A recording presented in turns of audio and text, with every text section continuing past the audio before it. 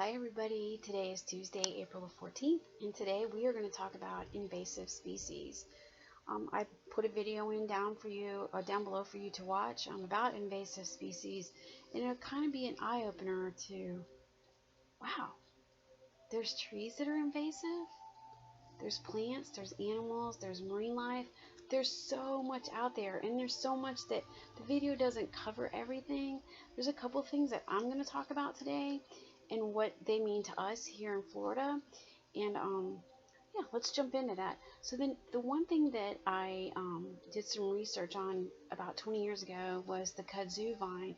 And the reason why I did this was because I was overseas in Japan, in Okinawa. And I remember going off base for the first time, and we were driving north, and I was thinking how beautiful everything was. And then I got to realizing I don't see many trees or bushes. Everything was covered with this vine. And I remember coming back to the base, and I started asking around, and some people were telling me it was this, it was that. And then I finally found an Okinawan who spoke, thank goodness, fluent English, and she told me about the Kudzu vine. Or in Japan they call it, or Okinawa they call it kudzu. We call it kudzu. It's a really cool vine, except it's invasive. And invasive means it takes over. It is gone. It just runs. It can grow over a foot a day. And way back in the day, they believe it was founded in Japan, and it spread throughout Asia, like China, Korea, of course Japan, and all the surrounding islands. They used it for shade. And then it was introduced by Japan to us in Pennsylvania, and then it came down south into New Orleans. It was introduced at the New Orleans Exposition in the early 1800s, and it became a very sought after plant because it grew fast. You could plant it in the spring, and by summer your whole porch would be covered, and it just looked beautiful, and everybody's like, oh, this is awesome, we love this plant. But if left unattended and maintained, it would suffocate any tree, any shrub, your lawn. It would take over everything. And what do we need to survive every day and to grow? We need the sun. And the kudzu, the leaves can be anywhere from 4 to 8 inches. That's a lot. So you figure that suffocates a whole tree. It chokes them out. It chokes the life out of the trees and the plants. So it became not such a popular vine to have around, especially if you weren't going to maintain it. But then there was the conservationists decided, hey, we could possibly use this vine for soil erosion. We could use it to plant along our highways, or plant like in the Dust Bowl. When the Dust Bowl happened, they were like, hey, we could use this for ground cover to keep the dust levels down. So the government said, we're on board with you. So they funded and helped purchase 85 million seeds, kudzu seeds, and the planting begun. And guess what? In the early 70s, over 300 million acres of the southeast are covered by the kudzu vine. That's crazy. It's how fast it goes. It dies off in the winter, so when you're driving on the highway, ooh, you're like, ooh, that's ugly. That's the kudzu vine. It's all dead. But when springtime comes, baby, it's popping everywhere. The good thing about kudzu is the kudzu vine is very rich and high in protein. So it's great. It's not poisonous. So you can feed it to your cattle. And it was a great source for high protein food for your cattle. It's been used for medicinal reasons. They can extract the starch and use it for medicinal purposes. Korea uses a lot. Japan uses a lot to cook with. I mean, it's really kind of crazy. So this invasive plant can be very helpful in so many other ways. But for our ecosystem, it's not good because it, like I said, it chokes out all of our plants who provide much needed oxygen to our world. And these plants, the kudzu, only produce carbon, which is not such a great thing.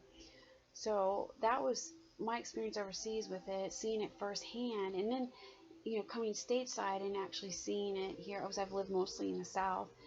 Yeah, that's kudzu. That's the bad stuff. But it has a lot of good things too. It can be cattle feed. They use it to paper products. It can be used as a biofuel. So yeah, kudzu.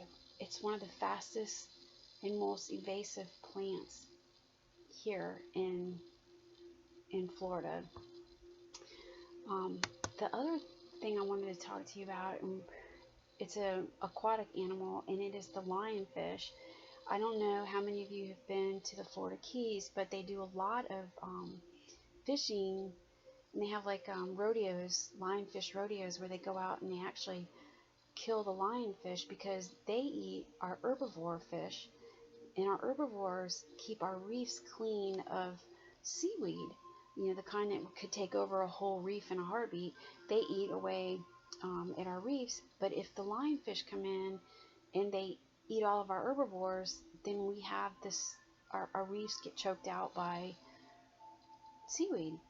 So they have rodeos, and you can go down there anytime on a dive trip, and you can actually shoot or dispose of, however you want to do it, the lionfish. They're absolutely beautiful, and they believe they were introduced into, introduced into Florida, let's see, how was it, back in the early 80s, and look where it's at now. It's all, not just Florida, but it's both sides of Florida, the East Coast, the West Coast, up in North Carolina and South Carolina, even around the Panhandle of Florida, some down in Texas and around Mexico, and of course the islands around the Florida Keys. It's sad to see someone have to take out a lionfish because they are very beautiful, but I would much rather have my reefs and my other fish than have a sea full of these lionfish. And they're very beautiful, like I said. And I had a question. So I've heard so much about them. I want to just pass this on. Are lionfish poisonous, or are they venomous? There's a difference. And I've heard you can eat them, and then I've heard you can't eat them. And I'm like, okay, so what's the story behind the lionfish? The lionfish are venomous. They are venomous. Venomous means that they have to poke you and get into your bloodstream. Where poison, you would have to ingest. You'd have to eat the poison. The lionfish are not poisonous. Once they're caught, they can clip the spines off of them. They're little pointy spines that come out their back and on their fins. Once they're taken off, the lionfish can be used as fish fillets, and they serve a lot of it in a lot of local restaurants down south. I'm not so much sure around this area, but you can eat the lionfish because they are not poisonous. They are venomous. If you were to get stuck by a quill or a spine of a lionfish, it's like being stung by a stingray. You're going to have excruciating pain. It's going to swell up. It's going to be horrible. You want to immerse yourself in as hot water as you can possibly stand, and the venom will eventually work its way out, but you need to seek treatment immediately so that it doesn't cause any infection in your foot or arm or hand or whatever, excuse me. So again, lionfish are not poisonous. They're venomous. They have to be handled with care. If you see them, you are to stay away from them. Get an adult. Maybe they can, scoop them up in the net and take it off and do whatever they need to do with it. But they produce it at such a rapid speed that they're literally taking over around Florida. They're doing a lot of damage to our aquatic ecosystem. So that's one of our invasive species in Florida. Can you guess what another one might be? How many of you guessed the Burmese Python down in the Everglades? We see that all the time on TV. Guys going down there and going out. I don't know why they think it's a cool thing to do. I mean, I get it. You will not see misgender on any TV show for no amount of money chasing a snake that is bigger than I am that could take me out, okay? It's just not going to happen. It's not on my bucket list to do. But there's people that do that. There's so many reasons why and how the pythons became so prevalent in our Everglades. And I don't really want to put my opinions in there. I mean, I've heard a lot about Hurricane Andrew having something to do with it, but they're there. And I actually, excuse me, I printed off a couple things to talk about, or not talk about, share with you. And one of them is about the Burmese python. And there's also another python in the Everglades that's also just as invasive, and that's the African rock python. The already exploding population of Burmese pythons in Florida has led to an infestation of the Everglades and the death of thousands of native animals. However, they may not be even the biggest issue on the agenda. African rock pythons can reach up to 20 feet. 20 feet. That is fine with me, because that's way past our social distancing standards. I'm comfortable with that. He can stay way over there. He's 20 feet. He can stay that way, 20 feet over that way. But they're so big that they can take out our crocodiles. They can take out our key deer. They can take out wild hogs and pigs, which are also invasive species. Not just in southern Florida, but all over the state of Florida. Our parks, if you go, let's say, to Starkey Park, there are wild hogs in Starkey Park, and they tear up your yard. They tear up your tree root systems just to get bugs and stuff out. So they're bad. They're very invasive too.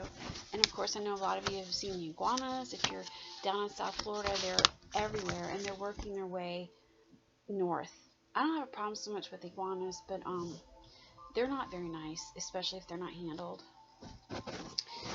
Another thing, and I find this one is really, I never even thought about this, but feral cats. I don't know if you know what feral cats are, but feral cats are cats that are left in the wild. You can't tame them. If you try to, they will tear you up from one side to the other. They prey on our birds, and they can eat up to 100 birds a year, just one cat. And there's millions of feral cats in the world. For example, Anderson Park. I lived close to Anderson Park, and when I rented my house, they told me do not feed the cats. And I'm like, but they're sweet. They're coming to my front door, and they're like, don't feed the cats. Well, I understand now why they didn't want me to feed the cats, because they're feral for one thing. They're not friendly, and they eat all of our birds. They eat our rodents, our squirrels. They can eat our mice, which, I don't have a problem with the mice, but squirrels, they eat other things. But our birds eat a lot of our insects and bugs that we don't need, like our red ants, woolly ants, their larvae, termites. So feral cats, I'm like, really? Feral cats are like our #1 landlocked, land invasive species, a feral cat. But I did learn something about feral cats after living over by the park. I noticed that the cat's ears were clipped. Like the male has, I don't remember what side it was. The males are clipped on one side and the females are clipped on the other. And I asked, I was like, so what's up with the cats? Every cat that I've seen, their ears are clipped.